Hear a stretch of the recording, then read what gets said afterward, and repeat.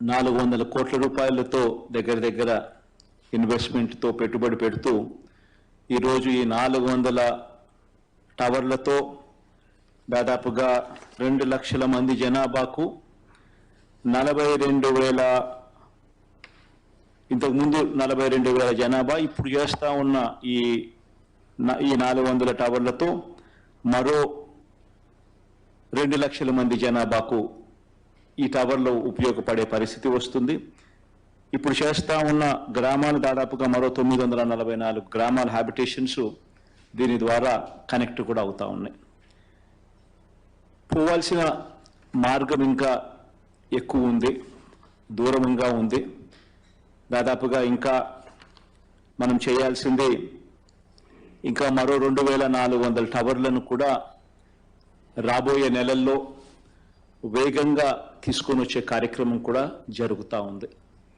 ఇప్పుడు దాదాపుగా 2,900 టవర్లు పెట్టాలనే ఆలోచనతో దాదాపుగా 5,459 గ్రామాలు హ్యాబిటేషన్స్ ఏదైతే చిన్న గ్రామాలు ఎక్కడెక్కడైతే ఉన్నాయో, ఈ కనెక్టివిటీ లేని గ్రామాలు ఏదైతే ఉన్నాయో ఆ గ్రామాలన్నింటినీ కూడా కనెక్టివిటీలోకి తీసుకొచ్చే ఒక బృహత్తర ప్రణాళికలో దాదాపుగా 3,119 కోట్ల రూపాయలతో ఈ కార్యక్రమానికి కార్యాచరణ చేయడం జరిగింది.